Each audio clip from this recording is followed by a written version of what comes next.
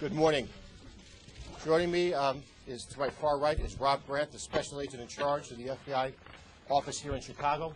To his left is Al Patton, the special agent in charge of the IRS Criminal Investigative Division. And to his left is Tom Brady, the inspector in charge for the Postal Inspection Service in Chicago. Behind me to my left are Carrie Hamilton, Reed Sharp, and Chris Niewanner, assistant U.S. attorneys. This is a sad day for government. It's a very sad day for Illinois government. Governor Blagojevich has taken us to a truly new low. Governor Blagojevich has been arrested in the middle of what we can only describe as a political corruption crime spree. We acted to stop that crime spree. The most appalling conduct Governor Blagojevich engaged in, according to the complaint filed today or unsealed today, is that he attempted to sell the Senate seat. The Senate seat he had the sole right under Illinois to appoint to replace President-elect Obama.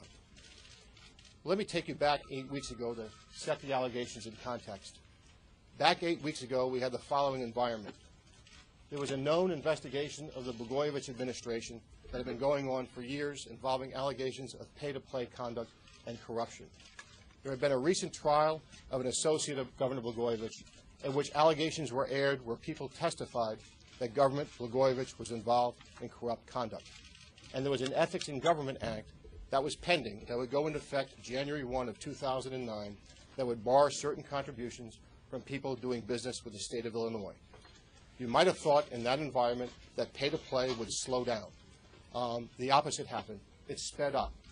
Governor Blagojevich and others were working feverishly to get as much money from contractors, shaking them down pay-to-play before the end of the year. I will give you one example. A month or so ago, a $1.8 billion tollway project was announced. And while that tollway project was being announced, Governor Blagojevich was privately seeking to have a person benefiting from that contract raise $100,000 in contributions. And privately, the government said, I could have made a larger announcement, but wanted to see how they would perform by the end of the year. If they don't perform, bleep them. That's a quote. And the word bleep was not the word he used. After being aware that actually the pay-to-play scheme had taken up greater steam and greater urgency back 8 weeks ago, after careful review, the decision was made that more extraordinary means of investigation needed to be used. After that point, a bug was placed in the campaign offices of Governor Blagojevich, and a tap was placed on his home telephone. And that tap and that bug bore out what those allegations were. I'll give you two examples set forth in the 76-page complaint. One involves Children's Memorial Hospital, a hospital that obviously takes care of children. At one point, the governor awarded funding, reimbursement funding to that hospital to the tune of $8 million. But he also indicated privately that what he wanted to get was a $50,000 personal contribution from the chief executive officer of that hospital. In the ensuing weeks, that contribution never came. And Governor Blagojevich was intercepted on the telephone checking to see whether or not he could pull back the funding for Children's Memorial Hospital. A second example is legislation that is pending concerning horse racing. There is a bill that I believe sits on the governor's desk that would take money from casino revenues and divert a percentage of it to horse racing tracks. While this was pending, the interceptions show that the governor was told that one person who he was seeking to have raise $100,000 also was working with a person who was seeking that money to have a bill pending. And the governor was told that the person who wanted that bill, from whom they wanted money, was told the following, that he needed to get his contribution in. And the quote was, look, there is a concern that there is going to be some skittishness if your bill gets signed because of the timeliness of the commitment, close quote. Then the person told the contributor, the money, quote, got to be in now, close quote. And when the governor was told this part of the conversation, his response was, good. Shortly thereafter, the person who was trying to get the contribution from the person who had the bill pending suggested that the governor call the person directly, that it would be better to get the call personally from the governor, quote, from a pressure point of view, close quote, and the governor agreed. As we sit here now, as far as we know, that bill sits on the governor's desk. That $8 million in funding is still pending. In addition to the pay-to-play allegations, which are described in greater detail in the complaint, we also were surprised to learn of an extortionate attempt against the Chicago Tribune newspaper. The Chicago Tribune had not been kind to Governor Blagojevich, had written editorials that called for his impeachment, and Governor Blagojevich and defendant John Harris, his chief of staff, schemed to send a message to the Chicago Tribune that if the Tribune Company wanted to sell its ball field, Wrigley Field, in order to complete a business venture, the price of doing so was to fire certain editors, including one editor by name. In the governor's words, quote, "Fire all those bleeping people, get them the bleep out of there, and get us some editorial support," close quote, and the bleeps are not really bleeps. The defendant Harris tried to frame the message more subtly to get the point across to the Tribune that firing the editorial board members would be a good thing in terms of getting financing to allow the sale to go forward. But the most cynical behavior in all this, the most appalling, is the fact that Governor Blagojevich tried to sell the appointment to the Senate seat vacated by President-elect Obama. The conduct would make Lincoln roll over in his grave. The governor's own words describing the Senate seat, quote, "It's a bleeping valuable thing you just don't give it away for nothing," close quote.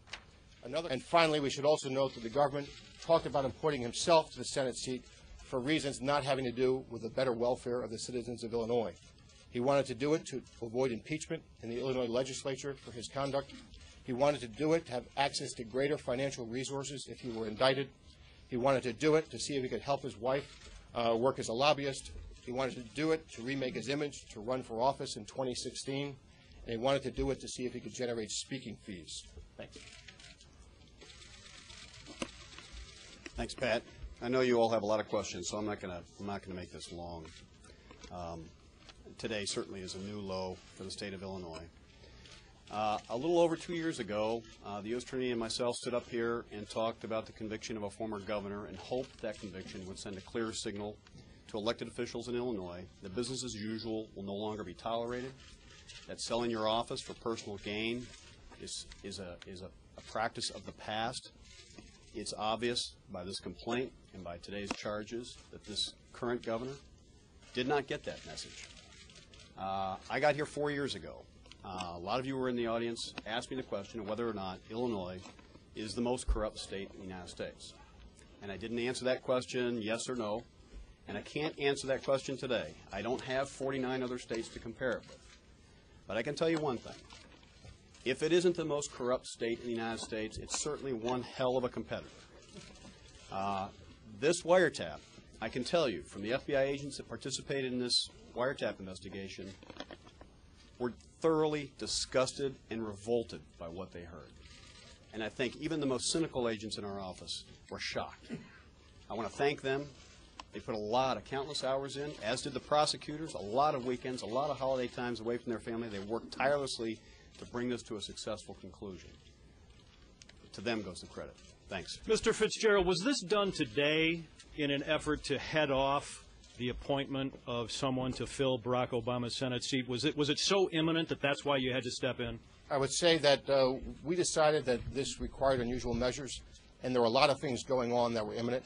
There's a bill sitting on the desk that we think a person who is supporting that bill has been squeezed to give $100,000. And to let that bill be signed, to me, would be very, very troubling.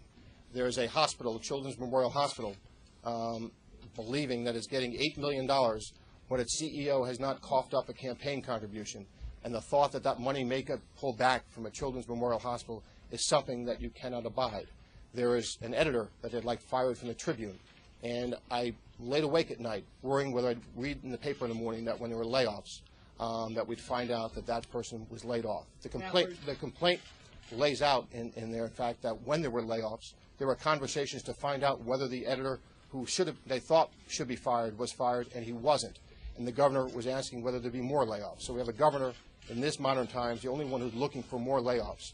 You take that, what's going on, and add it to the fact that we have a Senate seat that seemed to be, as recently as days ago, auctioned off to the highest bidder for campaign contributions. And Governor Blagojevich's own words on the tape of the bug that's set forth in the complaint talked about selling this like a sports agent. So we stepped in for a number of reasons. Basically, as I said before, we're in the middle of a corruption crime spree, and we wanted to stop it. Patrick, you said you...